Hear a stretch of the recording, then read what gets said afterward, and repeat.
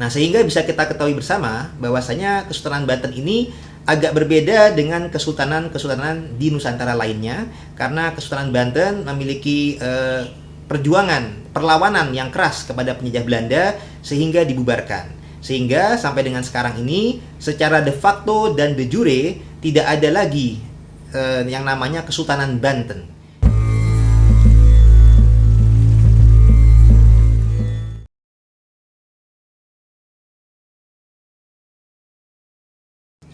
Assalamualaikum warahmatullahi wabarakatuh. A'udzubillahi minasyaitonirrajim. Bismillahirrahmanirrahim. Alhamdulillahirabbil alamin. Wassallallahu ala sayyidina Muhammad wa ala alihi washabihi ajmain. Amma ba'du. Saya Tubagus Mogi Nurfadil Satya Tirtayasa, Ketua Umum Robitoh Babat Kebantenan, dengan Divisi Lembaga Kekancingan Robitoh Babat Kesultanan Banten. Dalam video kali ini hendak mengklarifikasi hal-hal yang beredar di media sosial, terutama tentang masalah kebantenan.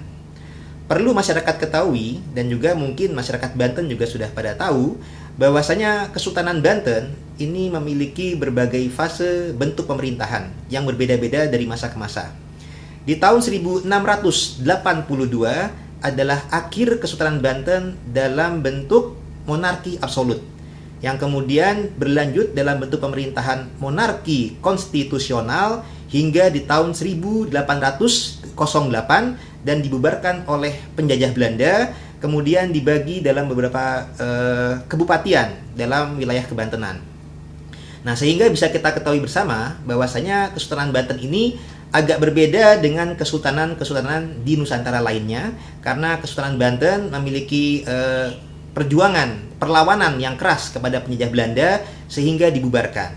Sehingga sampai dengan sekarang ini secara de facto dan de jure tidak ada lagi yang namanya Kesultanan Banten.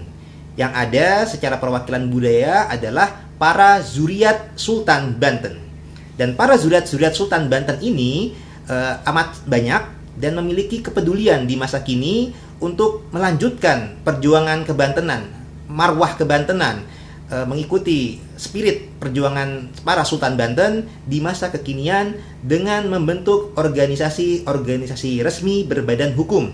Antara lain diantaranya ada Forum Zuriat Kesultanan Banten atau FDKB, ada Patrah Persatuan Terah Kesultanan Banten, ada Paku Banten, ada Babat Banten, ada Yayasan Kesultanan Banten, ada juga Kenaziran Masjid Kesultanan Banten, dan juga ada Robitoh Babat Kebantenan dengan lembaga kekancingannya Robitoh Babat Kesultanan Banten. Dan ini semua sama-sama resmi berbadan hukum, sehingga kami semuanya adalah saling sederajat.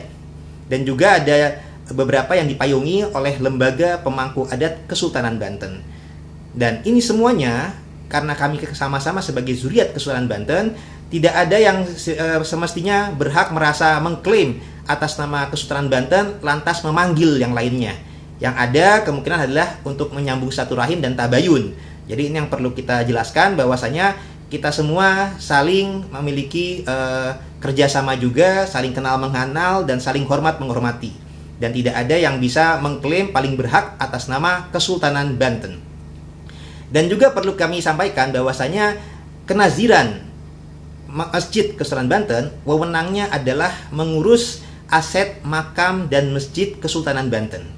Dan yang lain-lain pun secara organisasi dari ADART-nya punya peranan masing-masing yang berbeda-beda, meskipun juga ada kesamaan. Misalkan sama-sama melanjutkan di bidang kebudayaan.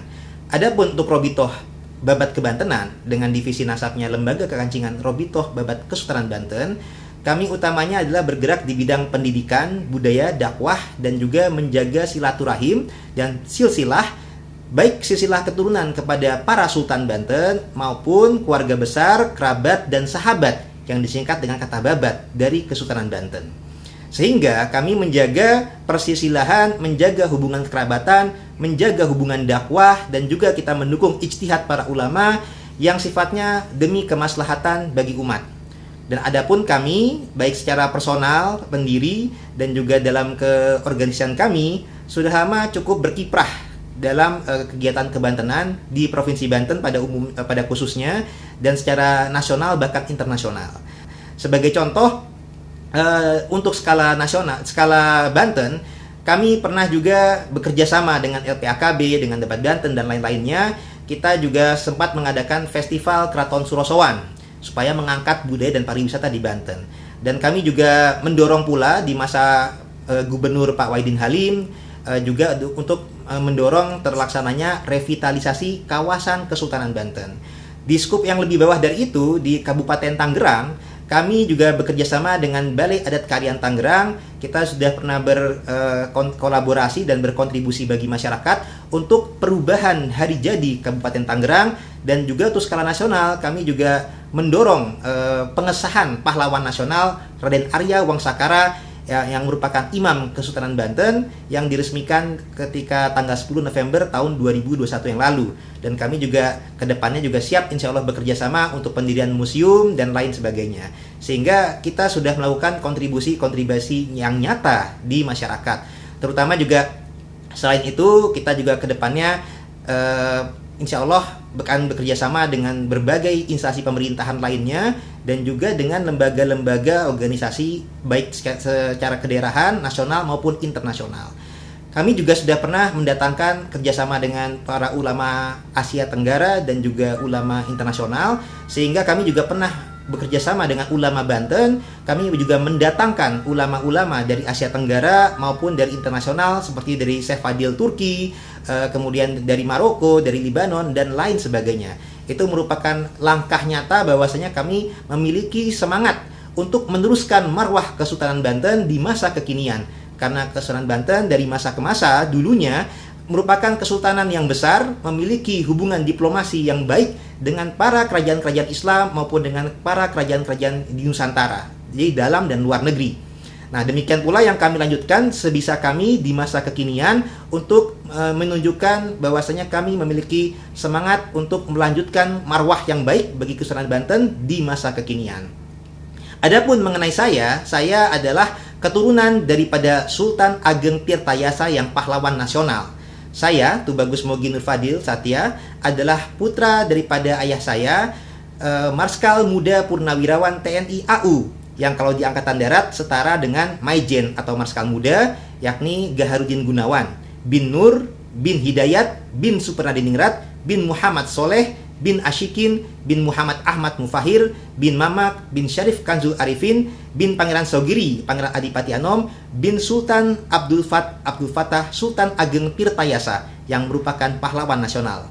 Ke atasnya beliau bin Sultan Abdul Ma'ali Ahmad, bin Sultan Abdul Mafakhir Mahmud Abdul Qadir, bin Maulana Muhammad Nasruddin, bin Maulana Yusuf, bin Maulana Hasanuddin Banten, dan bin Syarif Hidayatullah Sunan Mahdum Gunung Jati, yang juga merupakan bagian dari para Wali Songo. Sehingga kami pun juga adalah keturunan dari Wali Songo, dan Robitoh Babat Kebantenan ini juga bekerja sama dengan misalkan Nakoba Ansar oleh Tis'ah, juga pernah kerjasama dengan Robito Asmat Khan, dan juga alhamdulillah saya selaku ketua telah diisbat nasab pula dengan nakib internasional dari Irak maupun India, dan juga proses dengan Mesir dan Asosiasi Ahlul Bait Internasional.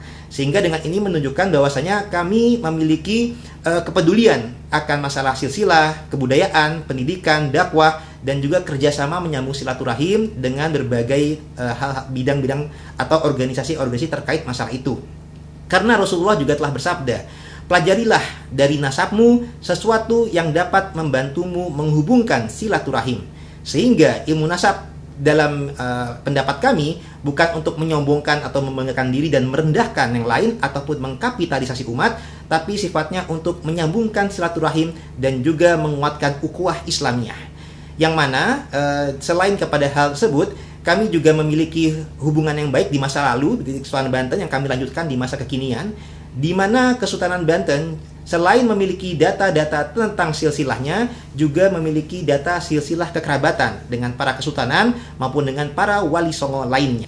Adapun di masa kekinian, ketika kami dari Robitoh Babat Kebantenan dengan Lembaga Kekancingan Robitoh Babat Kesultanan Banten, adapun juga mengeluarkan silsilah kekancingan terhadap guru sekumpul yang leluhur daripada Syekh Arsyad Al-Banjari, itu karena merupakan kepedulian kami bahwasanya kami juga ada satu leluhur dengan ulama Banjar yang mana kami temukan dalam data kami adalah sesama keturunan daripada Syekh Jumaidul Kubro alias Jamaluddin Hussein. Yang mana hal ini juga merupakan suatu hal yang biasa dalam kekerabatan keratonan. Dari keluarga Indrapura juga sudah mengeluarkan silsilah kekerabatan bagi Kyai Wapres Maruf Amin, begitu juga Ternate dan Tidore. Jadi hal seperti ini dalam kalangan kebangsawanan sudah amat biasa apabila mengeluarkan silsilah kekerabatan bagi saudara-saudara kerabatnya yang lain bila mana ditemukan persambungan silsilah. Demikian pula Kyai Maruf Amin juga merupakan penasihat kami, juga pernah diberikan silsilah kekerabatan dari rukun wargi Sumedang dan lain sebagainya. Jadi apabila kami mengeluarkan silsilah kepada guru sekumpul sebagai tokoh, ini sudah merupakan hal yang amat lazim dan amat biasa. Apalagi janganlah ini dituduh sebagai pemalsuan nasab. Insya Allah bukan demikian. Kita semua berdasarkan data yang ada yang bisa kita teliti bersama. Dan ini meskipun demikian, kami sangat menghormati Syekh Arsyad Al-Banjari. Kami sangat menghormati guru sekumpul. Dan kami juga ibaratnya ikut prihatin ketika di bulan Januari tahun 2000 lembaga semacam Robitoh Alawiyah mengeluarkan surat pernyataan yang menyatakan bahwasanya guru sekumpul bukanlah bagian dari Fam Al-Idrus, bukanlah habaib, bukanlah alawiyin, artinya dianggap bukan sebagai zuriat Nabi. Nah, atas hal tersebut pada saya semua berhak punya keyakinan masing-masing. Robito Alawiyah berhak meyakini hal tersebut. Bagi demikian pula keluarga Banjar berhak meyakini pendapat Robito Alawiyah, tapi juga berhak meyakini bahwasanya guru sekumpul tetap sebagai zuriat Nabi. Dan lembaga kami adalah yang berhak juga memiliki pendapat ijtihad bahwasanya guru sekumpul tetap merupakan zuriat Nabi.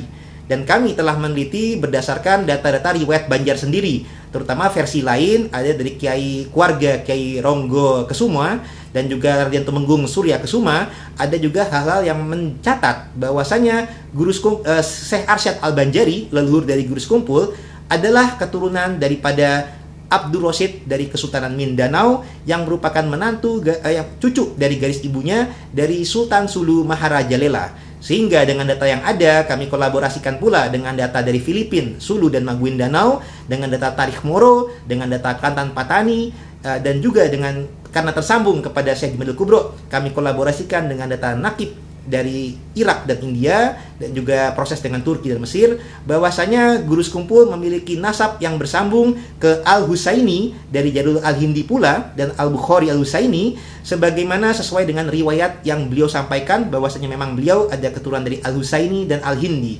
Sehingga insya Allah apa-apa yang kami sampaikan ini adalah ketemu hal yang sinkronisasi dengan pernyataan beliau meskipun tidak sama persis. Dan itu karena sifatnya adalah hal yang ijtihadi, kami kembalikan kepada masyarakat untuk memilih mana yang lebih diyakininya, terutama oleh keluarga besar Syekh Arsyad Al-Banjari dan juga guru sekumpul. Dan karena kepedulian kami ketika kami mengetahui bahwasanya Gus Fuad adalah muhibin daripada guru sekumpul, maka ketika kami berjumpa dengan beliau, kami serahkan data kami bahwasanya guru sekumpul merupakan bagian daripada kerabat kami sama keturunan Syekh Jumaidul Kubro dan bersambung nasabnya kepada zuriat Nabiullah Muhammad sallallahu alaihi wasallam. Dan lembaga kami memiliki hak untuk menjaga silsilah kekerabatan tersebut, memiliki hak untuk berkomitmen mendukung ijtihad para ulama. Artinya apa-apa yang kami lakukan adalah demi kemaslahatan bangsa dalam menjaga keutuhan bangsa dan juga kemaslahatan umat, baik dari umat Banten maupun bangsa Nusantara atau Indonesia. Sekian klarifikasi dari kami, kurang lebihnya mohon dimaafkan. Wallahu muwaffiq illa aqwamit thoriq. Assalamualaikum warahmatullahi wabarakatuh.